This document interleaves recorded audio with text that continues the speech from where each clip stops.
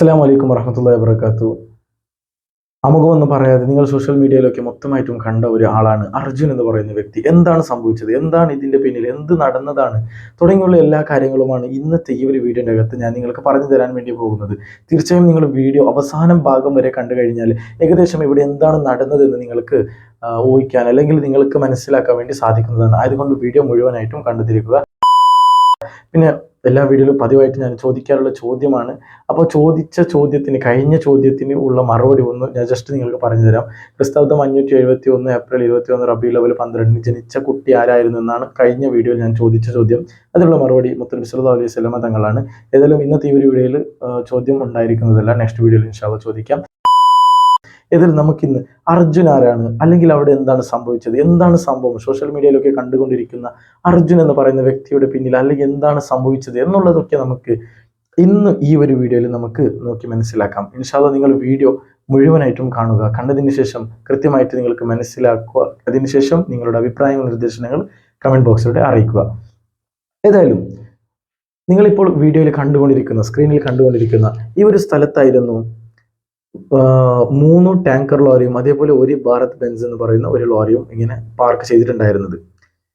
ഇങ്ങനെ ഒരു 4 ലോറിയാണ് പാർക്ക് ചെയ്തിട്ടുള്ളത്. അത് നിങ്ങൾ സ്വാഭാവികമായിട്ടും റോഡ് സൈഡിലൊക്കെ നിങ്ങൾ കാണുന്നത് പോലെ ലോറിക്കാരെന്താക്കുന്നു, വിശ്രമിക്കാൻ വേണ്ടിയിട്ട് എടുക്കുന്ന ഒരു സ്ഥലമാണ്. അല്ലെങ്കിൽ സൈഡിലൂടെ പാർക്ക് ചെയ്തിട്ട് അവർ ഉറങ്ങുന്നോ അല്ലെങ്കിൽ ചായ കുടിക്കോ കുളിക്കോ തുടങ്ങിയുള്ള കാര്യങ്ങളൊക്കെ ചെയ്യാറുണ്ട്.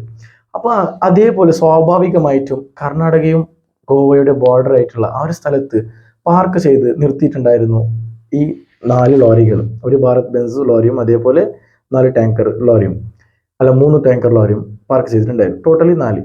അങ്ങനെ ഈ ലോറിയും പിന്നെ ബെൻസ് ലോറിയും ഈ എല്ലാം ഒന്നിച്ചിട്ട് ടോട്ടൽ ആൾക്കാരുണ്ടായത് 5 പേരായിരുന്നു. അതായത് മറ്റേ ലോറിയിൽ 2 ആൾക്കാരും അതേപോലെ ബെൻസ് ലോറിയിൽ ഒരാൾ ഉണ്ടായിരുന്നു. ഈ ഭാരത് ബെൻസ് ലോറിയിൽ ഒറ്റ ഒരാളെ ഉണ്ടായിരുന്നുള്ളൂ. ഇവിടെ നമ്മൾ ചിന്തിക്കേണ്ട കാര്യം എന്താണെന്ന് വെച്ചാൽ മറ്റൊരു കാര്യം കൂടി പറയാം. അതായത് ആ ഒരു പാർക്ക് ചെയ്ത സ്ഥലത്തിന്റെ അടുത്ത് തന്നെ ഒരു വീടും അല്ലെങ്കിൽ ഒരു ചായക്കടയും ഒന്നിച്ചിട്ടുണ്ടായ ഒരു വീടുണ്ടായിരുന്നു. ഇതിൽ 5 പേരാണ് ഉണ്ടായിരുന്നത്. ടോട്ടലി 10 പേരാണ്. ഈ 10 പേരിൽ 5 പേരും അതേ ഒരു വീട്ടിൽ കഴിയുന്ന കുടുംബമായിരുന്നു. പിന്നെ ഈ ലോറിയുടെ ആൾക്കാരായിരുന്നു. ഈ ലോറിയിൽ 3 ടാങ്കർ ലോറിയിൽ ഉണ്ടായിരുന്ന ആൾക്കാരും അതേപോലെ ഭാരത് ബെൻസ് ലോറിയിൽ ഉണ്ടായിരുന്ന അർജുൻ. ഇങ്ങനെ ടോട്ടലി 10 പേരാണ് ഈ ഒരു സംഭവത്തിൽ ഏർപ്പെടുന്നത്. സംഭവിച്ചത് എന്താണെന്ന് വെച്ചാൽ വലിയൊരു ഉയരമുള്ള ഒരു മഴ ഉണ്ടായിരുന്നു. ആ മല ഇടിഞ്ഞ് വീഴുകയാണ് താഴേക്ക്. വീഴുന്ന സമയത്ത് അവർ ഒരു ടാങ്കർ ലോറിയെ കൊണ്ടുപോയി അടുത്തുണ്ടായിരുന്ന ഒരു പുഴയിലേക്ക് ഇടുകയാണ്. അത്രയും ഫോഴ്സിലായിരുന്നു ആ ഇടിഞ്ഞ് വീഴുന്നത്. അങ്ങനെ ഈ വീഴുന്ന സമയത്ത് അവിടെ അവർ നിർത്തിയ അടുത്ത് തന്നെ ഒരു കടയുണ്ടായിരുന്നു. ചായക്കടയാണ്. അത് വീടായിട്ടും അവർ ഉപയോഗിക്കുന്ന ഒരു ചായക്കടയായിരുന്നു. അതിലുണ്ടായിരുന്ന ആൾക്കാർ ആരെന്ന് വെച്ചാൽ അച്ഛൻ, അമ്മ, അതേപോലെ 2 മക്കളും അതേപോലെ അമ്മുമ്മ. ഇങ്ങനെ 5 പേരായിരുന്നു ആ വീട്ടിലുണ്ടായിരുന്നത്, കഴിഞ്ഞുകൊണ്ടിരുന്നായിരുന്നത്. സ്വാഭാവികമായിട്ടും യാത്രക്കാർക്കൊക്കെ നിർത്തി വെച്ചിട്ട് കുടിക്കാൻ പറ്റുന്ന ഒരു ചെറിയൊരു കട അവരുടെ ജീവിതം മുമ്പോട്ട് പോകാനും അതൊരു സഹായകരമായിട്ടുണ്ടായിരുന്നു. അതേപോലെ ഈ ലോറിക്കാർക്കും ചായ കുടിക്കാനും മറ്റു സൗകര്യവും ഒക്കെ ഉണ്ടായിരുന്നു ആ ഒരു വീട്ടിൽ. അങ്ങനെ ആ ഒരു 5 ആൾക്കാരും, ഒരു കുടുംബത്തിന്റെ 5 ആൾക്കാരും അവിടെ തന്നെ ആ ഒരു സ്പോട്ടിൽ തന്നെ മരണപ്പെട്ടു പോവുകയാണ്. അതിൽ 6 വയസ്സുള്ള ഒരു കുട്ടി ഉണ്ടായിരുന്നു, അവന്തിക എന്ന് പറയുന്ന കുട്ടി. ആ കുട്ടിയുടെ മൃതശരീരം കിട്ടുന്നത് വ്യാഴാഴ്ചയായിരുന്നു. അതേപോലെ അതിൽ അമ്മുമ്മയുടെ മൃതശരീരം കിട്ടുന്നത് ഭയങ്കര വിഷമം ഉണ്ടാക്കുന്ന ഒരു കാര്യമാണ്. എങ്ങനെയാണ് കിട്ടിയതെന്ന് വെച്ചാൽ ആ പ്രദേശത്തല്ല, മറ്റൊരു പ്രദേശത്ത് ഒരു ബീച്ചിന്റെ അരികിൽ വെച്ചിട്ടാണ് കാലിന്റെ ഭാഗം മാത്രമായിട്ടാണ് കിട്ടുന്നത്. അങ്ങനെ 5 പേര് അവരായിരുന്നു. പിന്നീട് 5 പേര് ഈ ലോറിയിൽ ഉണ്ടായിരുന്ന ഡ്രൈവർമാരും ഹെൽപ്പർമാരുമായിട്ടാണ് ഉണ്ടായിരുന്നത്. പക്ഷേ ഇവിടെ അർജുന്റെ വിഷയത്തിലേക്ക് വരികയാണെന്നുണ്ടെങ്കിൽ അർജുൻ ഒരു ഭാരത് ബെൻസ് ലോറിയിലാണ് ഉണ്ടായിരുന്നത്. ഏകദേശം നല്ലൊരു സ്ട്രോങ് ആയിട്ടുള്ള ഒരു ലോറിയാണ് നമുക്കൊക്കെ അറിയാൻ വേണ്ടി കഴിയുന്നത്. അതായത് നല്ലൊരു ബലമുണ്ടായിരുന്നു. ഏകദേശം 20 ടണ്ണോളം അത്രത്തോളം ഒരു നല്ല സ്ട്രോങ് ആയിട്ടുള്ള ഒരു ലോറിയാണ് ഭാരത് ബെൻസിന്റെ ലോറി. അതിലേക്ക് എന്തെങ്കിലും വീണ് കഴിഞ്ഞാൽ, ഇപ്പൊ ഒരു കല്ല് തന്നെ വീണ് കഴിഞ്ഞാൽ അതിന് താങ്ങാനുള്ള ഒരു ശക്തിയുള്ളതായ ഒരു ലോറിയാണ് ഒരു ഭാരത് ബെൻസ്. അപ്പോൾ ഈ ലോറിയിൽ ഉണ്ടായിരുന്നത് ഒരേ ഒരാൾ മാത്രമേ ഉണ്ടായിരുന്നുള്ളൂ. അതാരെന്ന് വെച്ചാൽ അർജുൻ എന്ന് പറയുന്ന വ്യക്തിയാണ്. 7 പേരെ കണ്ടെത്തി കഴിഞ്ഞ് അതിനുശേഷം ഈ ഒരു അർജുൻ എന്ന് പറയുന്ന വ്യക്തിയുടെ വിഷയത്തേക്ക് വരികയാണെന്നുണ്ടെങ്കിൽ ആ അർജുന് ആ മണ്ണിന്റെ ഉള്ളിലേക്ക് അല്ലെങ്കിൽ അവിടെ ഇഴിഞ്ഞു വീഴ് കഴിയുമ്പോൾ ആ അർജുന് നമ്മൾ സ്വാഭാവികമായിട്ടും നമ്മുടെ ഒരു ഊഹാഭാവം എന്ന് പറയാം, നമ്മൾ ഒരു എന്തെങ്കിലും ഉണ്ടെങ്കിൽ നമ്മൾ ചിന്തിക്കുമല്ലോ. സോ അങ്ങനെ ചിന്തിച്ച് ആ അർജുനെ നമുക്ക് രക്ഷപ്പെടുത്താൻ കഴിയുമെന്ന രീതിയിലാണ് ഇപ്പോൾ സോഷ്യൽ മീഡിയയിൽ ചർച്ച ചെയ്തുകൊണ്ടിരിക്കുന്നത്. ഇത് അങ്ങനെ തന്നെ ഉണ്ടാവട്ടെ എന്ന് നമുക്ക് പ്രാർത്ഥിക്കാം. ഏകദേശം ആ മണ്ണ് ഇടിഞ്ഞു വീഴിന് ശേഷം, ഈ സംഭവം നടന്നതിന് ശേഷം ഏകദേശം 16-നാണ് ഈ ഒരു സംഭവം നടക്കുന്നത്. അതിനുശേഷം 8-9 മണിൻ്റെ ഉള്ളിലാണ് ഈ ഒരു മണ്ണ് ഇടിഞ്ഞു വീഴുന്നതും ഈ ഒരു സംഭവങ്ങളൊക്കെ നടക്കുന്നത്.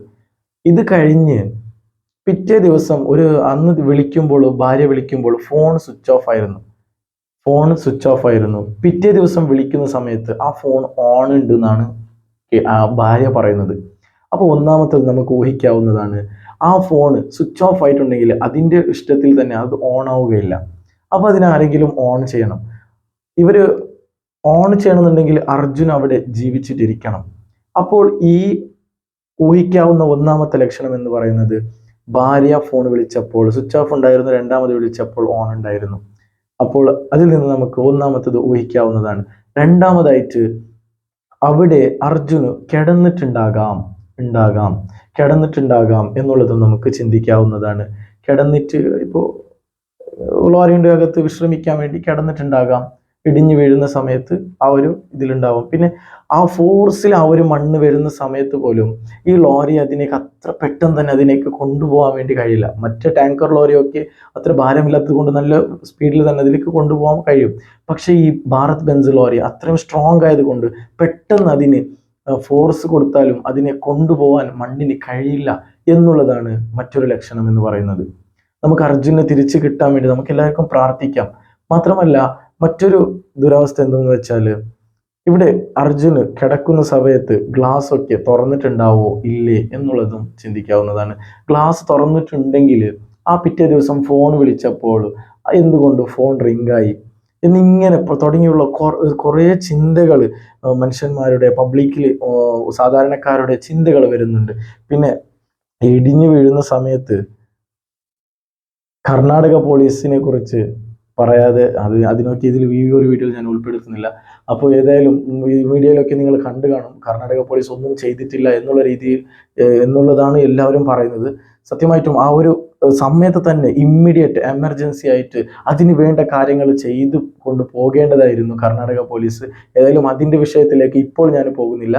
ഏതായാലും നമുക്ക് നോക്കാം എന്താണ് സംഭവിക്കുന്നത്. ഇപ്പോഴും അർജുനനെ തിരക്കിക്കൊണ്ടിരിക്കുകയാണ്, സമൂഹം മൊത്തം അർജുനു വേണ്ടി പ്രാർത്ഥിച്ചു കൊണ്ടിരിക്കുകയാണ്. തിരിച്ച് ലൈഫിലേക്ക് കടന്നു വരാൻ വേണ്ടിയിട്ടായിരുന്നു അവരെല്ലാവരും പ്രാർത്ഥിച്ചു കൊണ്ടിരിക്കുന്നത്. നമ്മളും പ്രാർത്ഥിക്കുന്നത്, ഞാനും പ്രാർത്ഥിക്കുന്നത് അത് തന്നെയാണ്. ആ അർജുനന്, ആ സഹോദരന് തിരിച്ച് ലൈഫിലേക്ക് കയറാനുള്ള അള്ളാഹു ഭാഗ്യം നൽകി അനുഗ്രഹിക്കട്ടെ എന്ന് നമുക്ക് എല്ലാവർക്കും ഒന്നിച്ച് പ്രാർത്ഥിക്കാം. അപ്പോൾ ഈ ഒരു സംഭവമാണ് അവിടെ നടന്നത്. ആ മണ്ണ് ഇടിഞ്ഞു വീഴുകയാണ്, എന്നിട്ട് ബാക്കിയുള്ള ആൾക്കാർ മരണപ്പെട്ടു പോവുകയാണ്. അർജുൻ എന്ന് പറയുന്ന വ്യക്തിയെ മാത്രം ഇപ്പോൾ സേവ് ചെയ്യാൻ വേണ്ടി കഴിയും എന്ന രീതിയിൽ എല്ലാവരും ഒന്നിച്ചു നിന്ന് ഇവിടെ പ്രവർത്തിച്ചുകൊണ്ടും അതിനുവേണ്ട കാര്യങ്ങൾ ചെയ്തുകൊണ്ടും ഇരിക്കുകയാണ്. അങ്ങനെ ഇൻഷാ അല്ലാഹ് എത്രയും പെട്ടെന്ന് അള്ളാഹു സുബ്ഹാനഹു വ തആല അർജുൻ എന്ന് പറയുന്ന ആ സഹോദരനെ പെട്ടെന്ന് തന്നെ ജീവിതത്തിലേക്ക് തിരിച്ചു വരാനും മടങ്ങി വരാനും തൻ്റെ ഭാര്യ മക്കളെ കാണാനും അള്ളാഹു തൗഫീഖ് നൽകി അനുഗ്രഹിക്കട്ടെ എന്ന് നമുക്ക് പ്രാർത്ഥിക്കാം. മറ്റൊരു കാര്യം കൂടി പറയാനുള്ളത്, ഈ അർജുനും പിന്നെ മറ്റുള്ളവർക്കാർ, ഈ അർജുനനും അവിടെ ജോലി എന്തായിരുന്നു വെച്ചാൽ അവർ ഈ മറ്റേ മരത്തിൻ്റെ തടിയൊക്കെ ഉണ്ടല്ലോ അതിനെല്ലാം കൊണ്ടുപോകുന്ന ഒരു ജോലിയായിരുന്നു. അങ്ങനെ കൊണ്ടുപോയി തിരിച്ച് വീട്ടിലേക്ക് വരുന്ന സമയത്താണ് ഇത്തരത്തിലുള്ള ഈ ഒരു സംഭവം നടക്കുന്നത്. തിരിച്ച് വീട്ടിലേക്ക് വരുന്നതാണ്, ഭാര്യയും മക്കളും ഒക്കെ വീട്ടിൽ കാത്തുകൊണ്ടിരിക്കുകയാണ്.